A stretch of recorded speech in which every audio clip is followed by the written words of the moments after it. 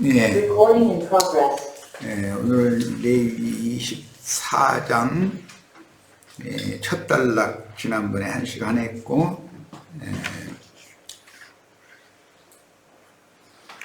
제사장의 그 직무, 일곱 등대와 떡상을 감금하는 직무에 대해서 24장 1절에서 9절에 나와 있고, 그 다음에 10절부터는 이제 그 제사장 직무가 서로 상반되는 직무를 하는 자들이 서로 다툼이 아니라 싸웠다 이렇게 변했는데, 이것은 영적 전쟁을 한 것이에요. 이제 거기에서 하나님의 이름을 모독하고 하나님의 일을 회방한 그 사람을 어떻게 처리하고 죽여야 되는 심판할 것인가, 이 말씀이 두 번째 단락으로 이어졌는데, 제사장들의 직무라는 것은 곧 하나님의 말씀을 맡아서 양무리들에게 하나님을 공급하는 그 사명을 행하는 것인데, 그 사역이 두 사역이 있기 때문에 이제 이어지는 말씀에서는 그 싸움이 벌어진 거예요. 그래서 하나님의 이름을 모독하고 회방하는 가라지라고 그러죠. 거짓 선지자를 어떻게 돌로 쳐서 죽여야 된다, 이제 그런 말씀으로 이어지고 있어요. 근데 오늘은 첫 단락에 나오는 제사장의 직무에 대해서 두 번째 시간 갖겠습니다. 자료의 3페이지 등대의 정리부터 시작합니다. 성소의 불을 켜기 위한 순결한 기름, 금기름은 구약성경의 그 율법서에서는 순결한 기름, 상등품 기름 이렇게 표현했지만, 선지자가 이것을 해석할 때는 금기름이라고 해석을 했어요. 그러니까 등대에 붓는 기름은 금기름이라는 말이니까, 이것은 하나님의 신성한 성령의 흐름을 강조하기 위해서 하나님의 신성이라는 뜻이다, 이렇게 이해하시면 되겠어요.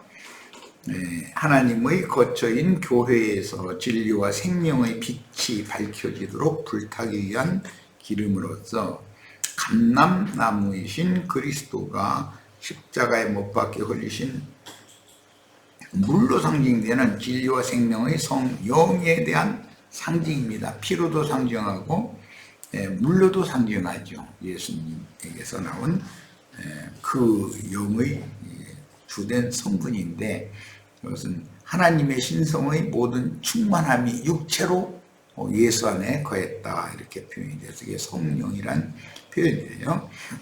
교회 시대의 전 기간을 저녁부터 아침까지로 상징하는 것은 예수님이 세상에 계신 동안은 낮이나 주의 이름으로 아버지께서 세상에 보내신 성령이 일곱 교회들의 사자들을 통해서 빛을 발하는 기간인 교회 시대는 저녁부터 아침까지로 상징되기 때문이며, 어둠의 때를 밝혀주는 등대는 그리스도의 거룩한 빛이 교회를 통해서 어둠의 세상을 비추는 생명의 빛을 발해야 하기 때문입니다. 대제사장 아론이 계속해서 여호와 앞에서 등불을 정리하는 것은 영원하신 성령으로 말미암는 영원한 대제사장이신 그리스도께서 온 땅에 세워진 모든 교회들을, 아시아 일곱 교회들을 대표됐죠. 신이들 보고 계시며 초대교회로부터 교회 주소를 마감할 때까지 교회들에게 주신 사자들을 통해서 교회들을 보살피고 계심을 의미합니다. 주님은 이 땅에 구속을 이루신 후에 그 영이며 제자들에게 그분의 영을 부어주신 후 제자들을 통해서 전도 일을 계속하고 계신데, 전도받은 성도들은 당연히 교회로 모여서 주님을 섬기며 또 온 세상에 전도를 해서 어둠의 세상을 밝히는 등의 역할을 하는 것이 교회의 역할이다, 그런 말이에요. 성경의 예표에서 일곱 금등대는 일곱 교회들을 의미하고 등대를 보살피는 이는 영원한 성령으로 말미암는 대제사장이신 그리스도요. 주님의 오른손에 있는 일곱 별들은 모든 세대마다 현세에 존재하는 온 땅의 모든 교회들을 위해서 일곱 교회들에게 주신 전도자들과 목자들인 주의 증인들입니다. 일곱 별들은 주님의 손에 붙들림 받아 주님의 사역을 이어받은 사자들로서 율법의 수혼법에 따른 계대 상속법을 이루는 종들인데, 교회의 상황이 어떨지라도 주님은 그의 사자들을 통해서 여전히 그의 사랑하시는 일곱 교회들을 돌보고 계신다 하는 것을 예표적으로 보여줍니다. 그런데 반대로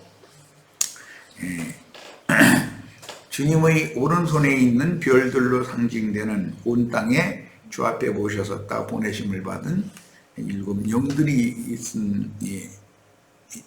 있고, 그 반대편에 많은 물 위에 앉은 큰 음녀의 일곱 머리들이라고 하는 땅의 왕족들, 짐승들이 있어요. 그러니까 오늘 레위기 24장은 제사장의 직무가 두 가지로 나뉠 수밖에 없죠.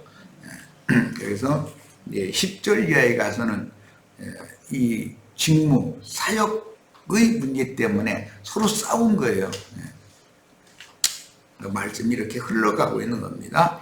자, 진설병 상의 정리. 지금까지는 이제 등대를 정리하는 게 제사장의 직무였고, 이번에는 떡상에 떡을 진설하는 것이 제사장의 직무라는 것이에요. 그런데 이 두 가지 문제 때문에 일곱 등대에 금기름을 부어서 불을 밝히는 문제와 금 재료로 만든 진설병 상에 12등의 떡을 진술을 하는 그런 사명이 서로가 상반됐기 때문에 싸움이 일어났었던 것이죠, 제사장끼리. 그런데 남편이 애굽 사람이고 아내는 단지파 여자의 사이에서 난 그 사람은 이제 예수님 말씀에 그 가라지라고 그러는데, 그게 큰 음녀의 일곱 머리들인 것이고 땅의 왕족들인 것이고 땅의 짐승들이고 거짓 선지자들이라는 거예요. 이게 그 거짓 선지자들이 오히려 더 세력을 가지고 진실한 주님의 사명을 행하는 주님의 종들을 대항하고 대적하고 그들의 복음 전파를 회방하고 이런 일을 했기 때문에 이제 싸움이 벌어졌는데, 하나님의 판결에서는 단지파의 여자와 애굽 남자 사이에 난 그 이스라엘 사람인 것 같지만 사실은 그 종자가 다르다는 것이죠. 시가 그 사람을 돌로 쳐 죽여라 이렇게 판결을 내리신 내용을 말씀을 우리가 지금 이어나갈 겁니다.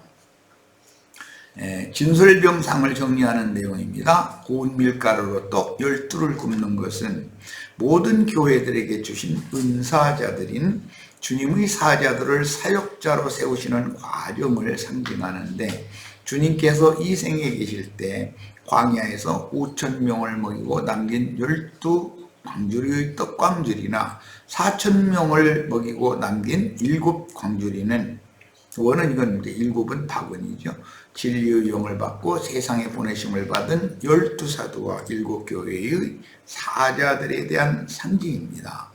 주는 지금 그 영이시고, 그 영은 세상에 보내신 사도들과 7교회의 사자들을 통해서 매 세대에 여전히 동일한 그 사역의 일을 하시는 중이므로 하나님은 언제나 선지자들에게 영의 하나님이십니다. 계시록에서는 선지자들의 영의 하나님이 요한에게 말씀을 주셨다 이렇게 돼 있죠. 주의 사자들이 교회에서 진리와 생명의 말씀을 가르침으로 순결한 떡상에 거룩한 떡인 그리스도의 말씀을 진설하는 것은 사람으로 말미암는 인간 교훈이 아니고 주의 성령께서 가르치시는 말씀이므로 매 덩이의 떡들의 성분은 근본적인 소재 제물이신 그리스도 자신의 영과 생명의 말씀들입니다. 매 덩이는 동일하게 고운 가루 에바 10분 2로 만드는데, 이는 매 덩이의 떡들은 각각 교회들을 위해 소재가 되어주신 주님의 간증들로서 그리스도의 증인들임을 나타냅니다. 10분 2는 10분 1이 쌍이 된 것이기 때문에 10분 2를 하는 것은 주님의 간증이다. 그런 것이에요. 자, 이번에는 이제 레위기 24장 6절 여호와 앞 정금 상매 두 줄로 한 줄에 6덩이씩 진설하는 것은 여호와 앞의 순결한 상이란 교회의 모임은 순수하고도 성결해야 함을 의미하고, 두 줄은 교회 모임의 어미와 질서를 의미하는데 창세기에서 요셉의 상에 앉은 형제들이 나이순의 차서대로 앉힌 것에 기인합니다. 이게 뭔 말인지 아시죠? 한편에 6덩이씩 진설하는 것은 떡이 곧 사람임을 의미하고, 말씀이 육신이 되셔서 오셔서 우리에게 생명을 주는 산 떡이 되신 분은 실제는 예수님이란 사람이죠. 사도들이 12사도들이 다 한 덩이 떡덩이들이다 이거예요. 이제 그러려면 말씀이 육신이 되는 과정을 당연히 예수님과 똑같이 거쳐야 되는 거죠. 자,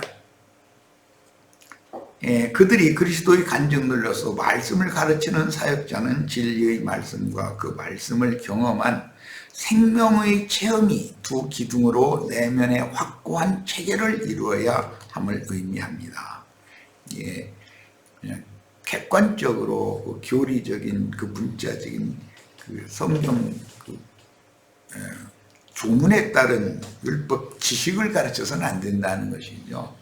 그 받은 말씀으로 인하여 환난과 박해 등을 경험을 해가지고 그 말씀이 자신의 생명이 된 것을 가지고 가르쳐야 된다는 거예요. 이 문제와 이제 앞으로 나가는 그 대적자가 성경을 몰랐겠는가? 성경을 아주 많이 아는 사람이죠. 유대교 지도자들이 성경을 모르는 게 아니죠. 그들은 성경을 문자로는 필사해서 후세기 남기는 자들이에요. 그런데 자신들의 메시아인 예수를 정죄하고 죽이잖아요. 그 싸움이란 말이죠.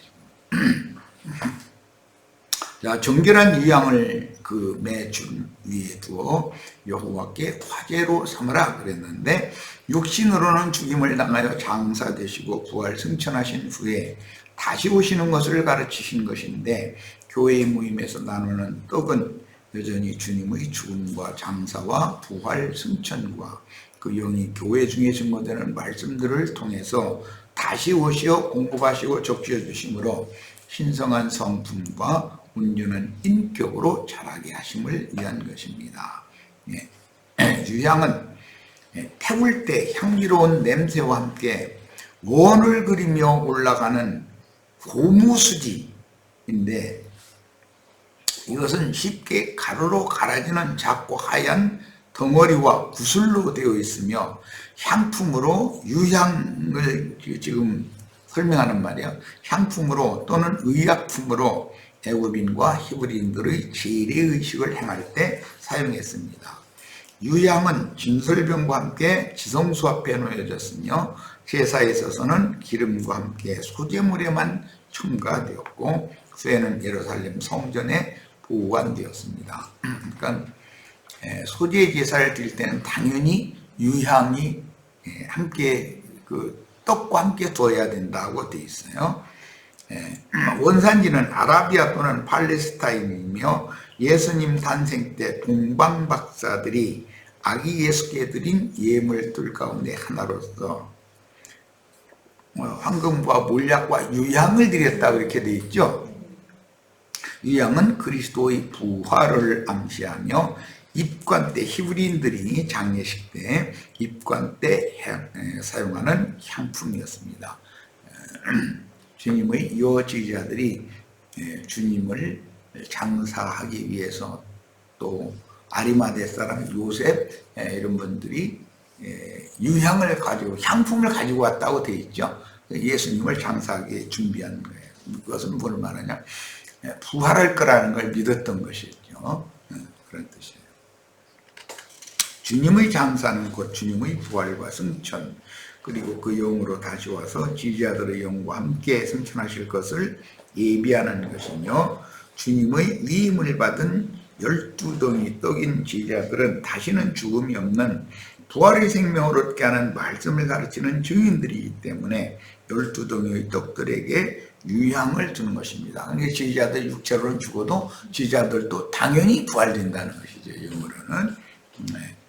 이제 그 예수님이 베다니에서 마지막 그 절기를, 이생의 유월절을 마지막 절기를 지키실 때 마리아가 와서 향품, 그 유향을 갖다가 주님께 부었다는 거예요. 그런데 그 유향 냄새가 온 집안에 가득히 퍼졌다, 이렇게 되어 있어요. 제자들은 주님의 입으로 나오는 말씀을 통해서 죽음을 이긴 부활 생명을 얻었으며, 생명과 진리 성령을 받은 제자들은 영생하는 양식을 나누어 주므로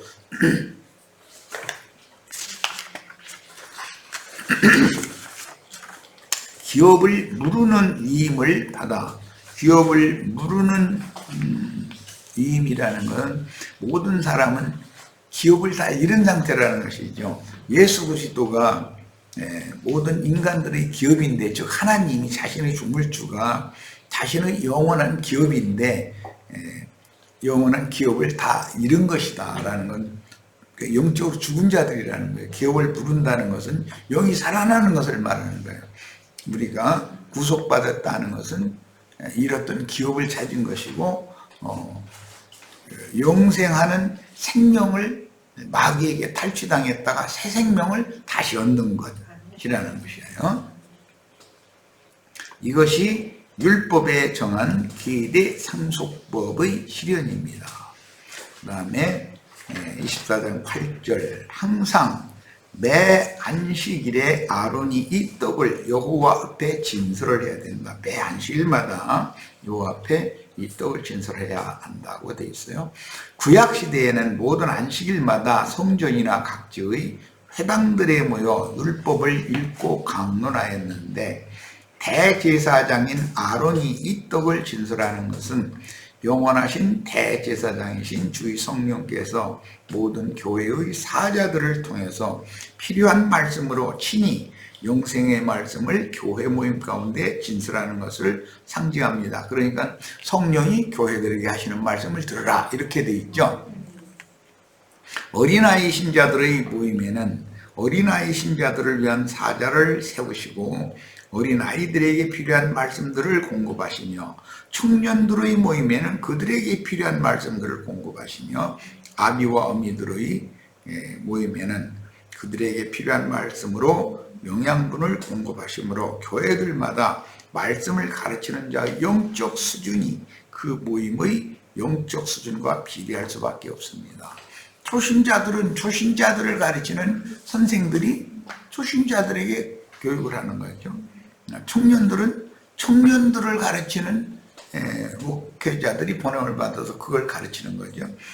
이제 문제는 그들이 자기가 가르치는 것 외에는 없다고 생각하는 건 잘못된 생각인 것이죠. 훨씬 더 최후 어버이 수준에 이른 사람들은 그들도 데려감을 받기까지는 계속해서 말씀을 공급을 받아야 돼요. 그러면 말씀의 수준이 다를 거라는 것이죠. 맨 낮은 단계는 육적인 말씀을 가르칠 거고, 중간 단계는 혼적인 말씀을 가르칠 것이고, 가장 수준이 높은 가르침은 영적인 가르침을 가르칠 것이니까. 그런데 대부분 혼적 가르침을 가르치는 자들이 자기가 특별한 변화되는 것처럼 이렇게 착각에 빠지기가 쉽죠. 육적인 가르침을 받는 자들은 늘 나는 부족합니다, 늘 그렇게 말해요. 기독교계 어떤 목사들도. 그런데 조금 말씀을 조금 깨달았다는 사람들은 지가 뭐나 된 줄로 이렇게 착각하죠. 그런 사람들이 제일 위험한 거죠. 그러니까 당연히 어린아이들의 모이면은 청년들의 단단한 식물을 이해하지 못하므로 거부하거나 배척하는 일도 있을 것이며, 부모된 자들의 모임에 주시는 말씀은 어린아이나 청년들에게는 흥미롭지 못하고 혹시 이단 아니야 이렇게 하기가 쉽죠. 자신들이 지금까지 배운 말씀보다 수준이 높으면 그 좀 유심히 들어보고 새겨보고 이렇게 하려고 하는 게 아니고, 배척부터 하려고 하는 관념이 있다는 것이죠. 이 일 때문에 이제 10절 이하에서 마지막 24장 끝절까지 이야기가 싸움이 나는 것은 그것 때문에 나는 거라는 거예요. 사람들의 입맛과 선호를 이해해 주면서 진리 말씀으로 양육해야 하므로 그리스도의 인내가 요구됩니다. 등불을 간검하고 떡상에 떡을 진설하고 하는 이런 사명을 행한다는 것은 모인 성도들, 신자들의 수준에 맞게 할 수밖에 없는 것이죠. 알아듣지도 못하는 말 자꾸 하면 안 되죠. 그러니까 초신자들한테 예를 들어서 초등학교를 다녀야 되는 수준에 있는 아이를 대학교 교수님이 가르치면 잘 가르칠 것 같이 생각하는데 그렇지 않다는 거예요. 그건 격에 맞지 않는 거예요. 초등학교 학생들은 초등학교 교사들이 가르쳐야 돼요. 중고등학교 학생들은 중고등학교 학생들이 스승이 가르쳐야 돼요. 대학생들은 교수님들이 가르쳐야 돼요.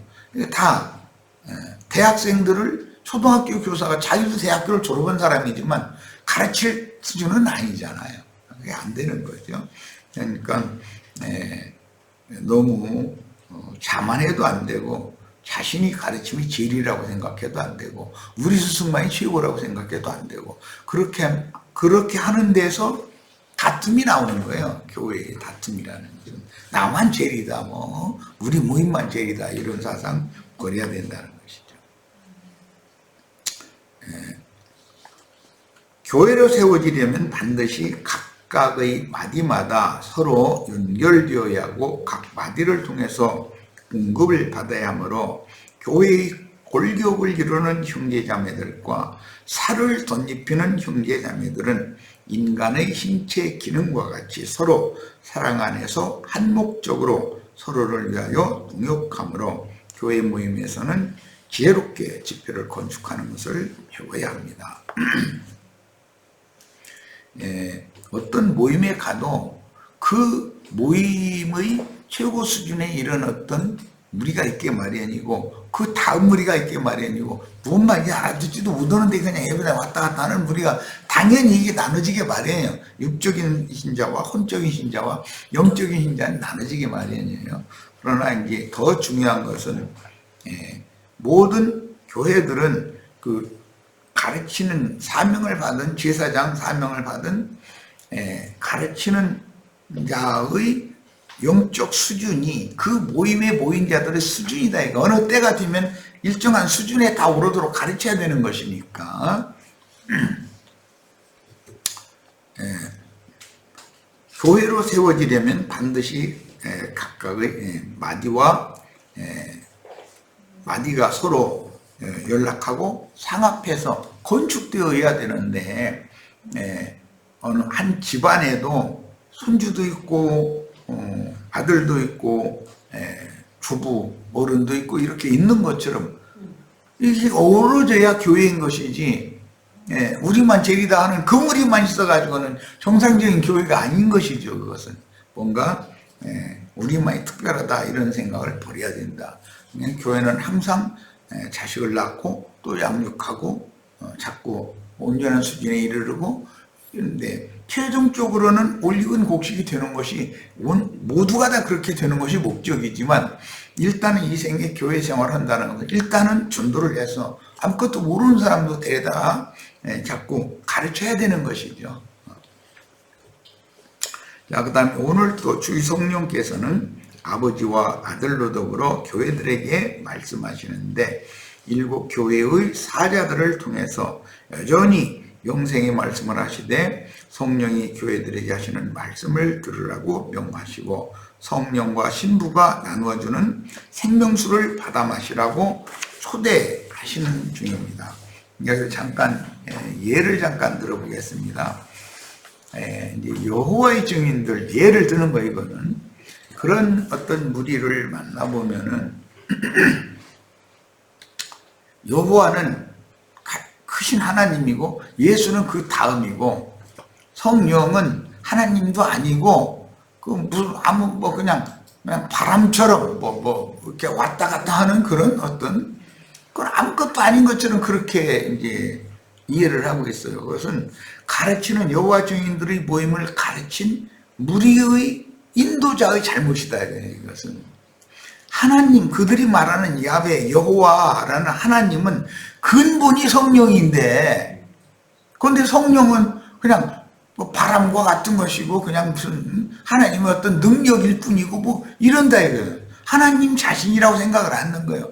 그들이 말하는 여호와 하나님은 영이신데 세속적인 이런 타락한 잡귀들의 영과는 달리 거룩한 영이기 때문에 성령이라고 그런다. 조물주는 영이지 사람이 아니잖아요. 육이 아니잖아요.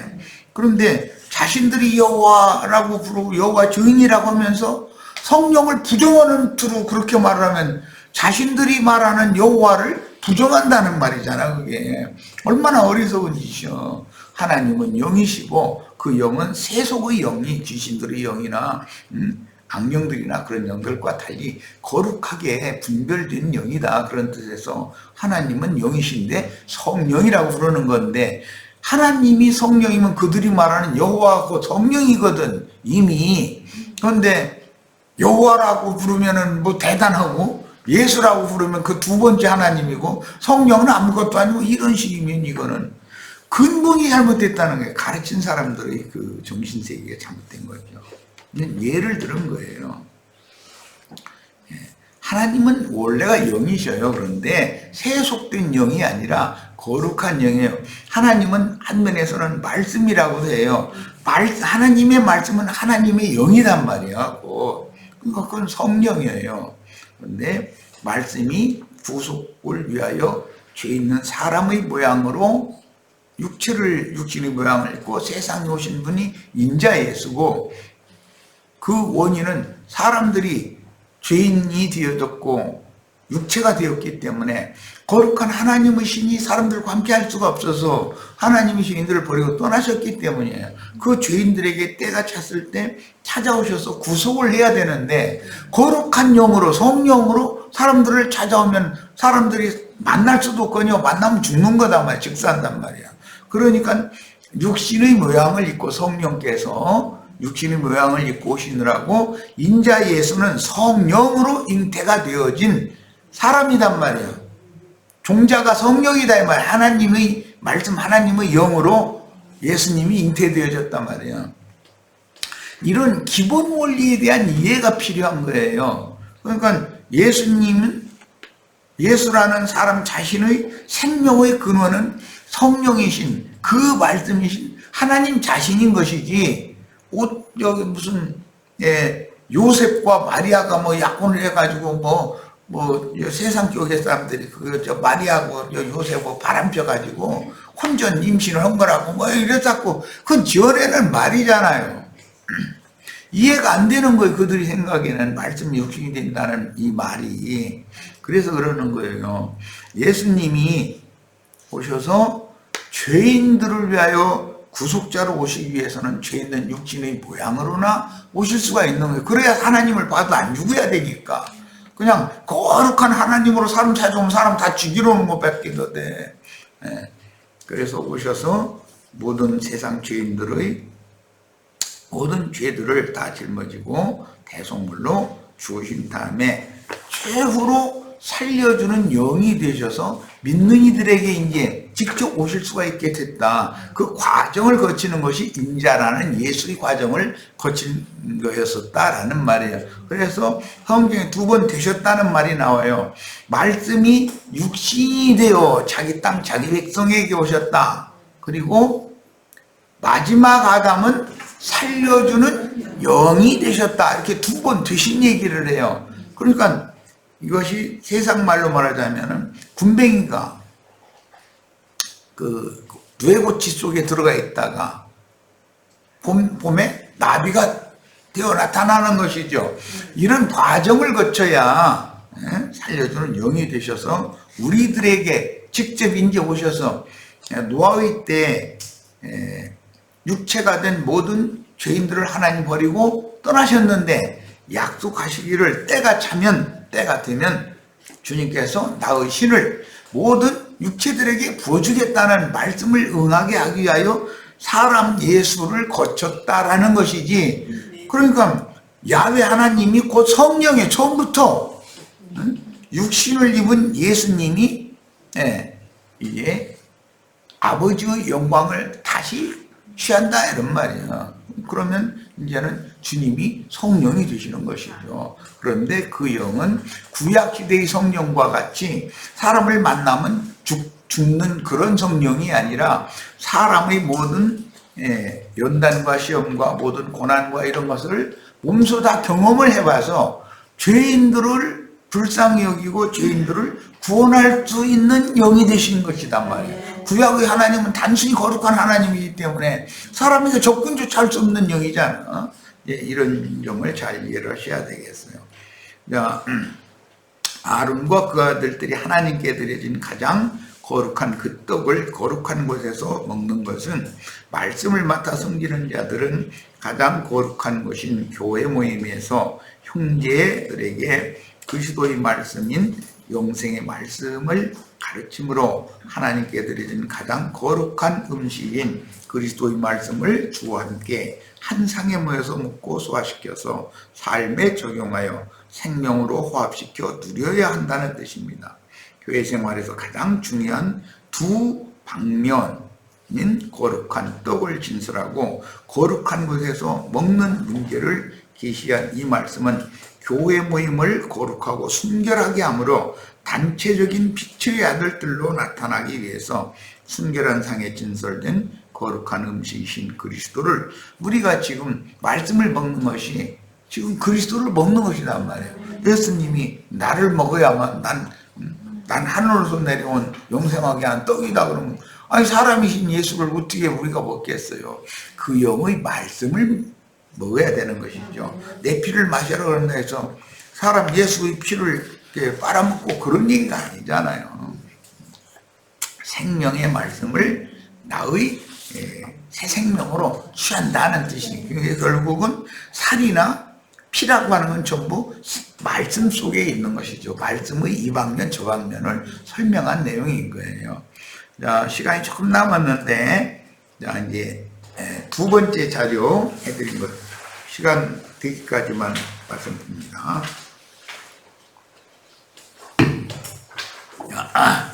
24장은 10절부터 끝절까지 읽고 시작하겠습니다. 내가 읽는 건 지금 회복력입니다.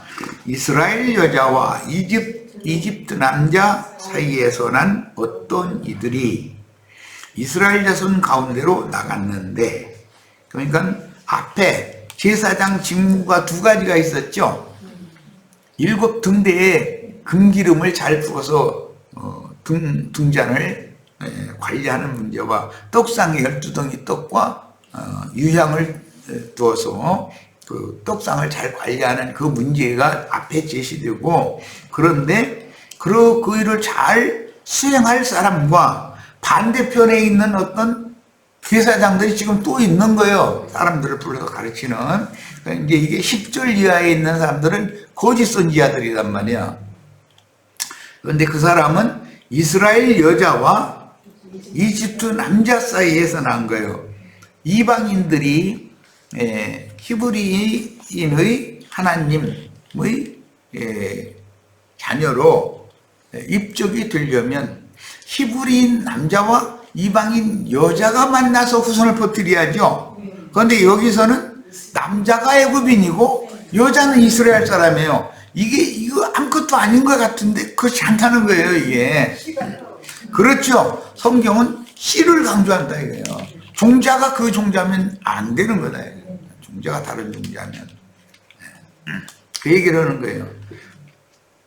이스라엘 여자와 이집트 남자 사이에서 난 어떤 이들이 이스라엘 자손 가운데로 나갔는데, 진영 안에서 이 이스라엘 여자의 아들이 어떤 이스라엘 사람과 다투게 되었다. 그러니까 애굽 남자와 이스라엘 여자 사이에서 난 많은 사람들을 대표하는 사람이죠, 이 사람은.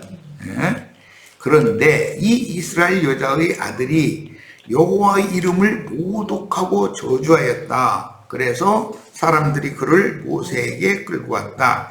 그의 어머니의 이름은 슬로미스로 단지파에 속하는 디브리의 딸이었다.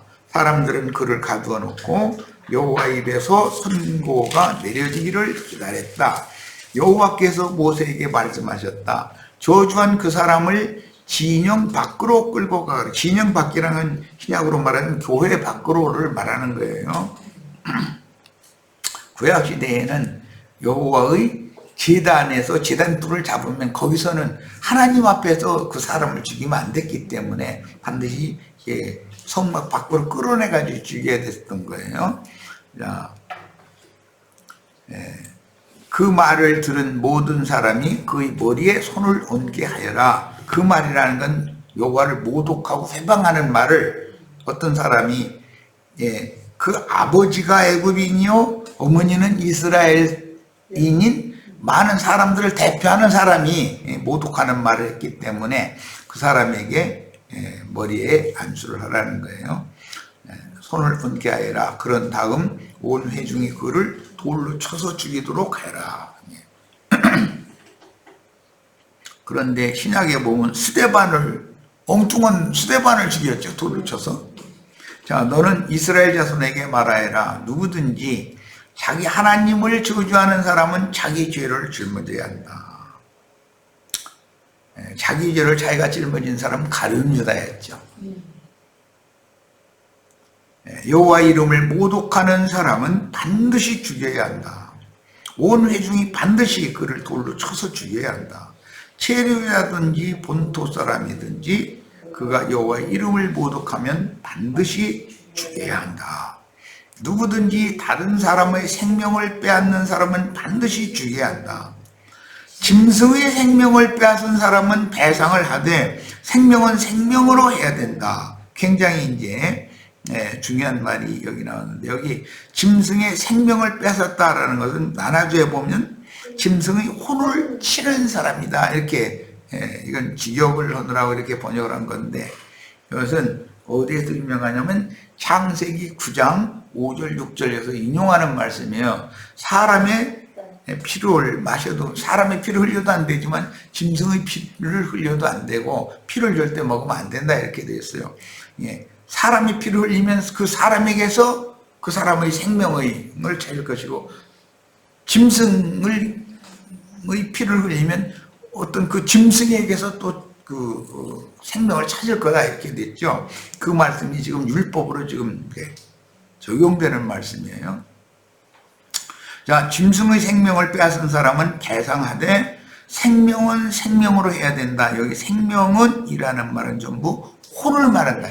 그러니까 이것은 혼 생명을 말하는 것으로서 사람 자체는 혼이다, 이거예요.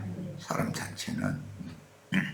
누구든지 그 이웃에게 상해를 입혔다면 그가 한 대로 그에게 갚아주어야 한다. 골절은 골절로, 눈은 눈으로, 이는 이로 갚되 그가 다른 사람에게 상해를 입힌 대로 그에게 갚아야 한다. 참 무시무시한 하나님이죠. 짐승을 죽인 사람은 배상을 해야 한다. 그러나 사람을 죽인 사람은 죽여야 한다. 너희는 체류자에게나 본토 사람에게나 일관된 판결을 내려야 한다. 왜냐하면 나는 여호와 너희 하나님이기 때문이다. 모세가 이스라엘 자손에게 이렇게 말하자 그들은 여호와를 저주한 그 사람을 진영 밖으로 끌고 가서 그를 돌로 쳐서 죽였다. 이렇게 이스라엘 자손은 여호와께서 모세에게 명령하신 그대로 준행하였다. 이렇게 돼 있어요. 이 첫 시간은 24장의 두 번째 단락을 읽는 것까지 해서 일단 조금씩 한 5분 남았는데 일단 마치겠습니다. 그리고 두 번째 시간에 이제 이 본론 말씀을 나누도록 하겠습니다. 자, 첫 시간 마칩니다.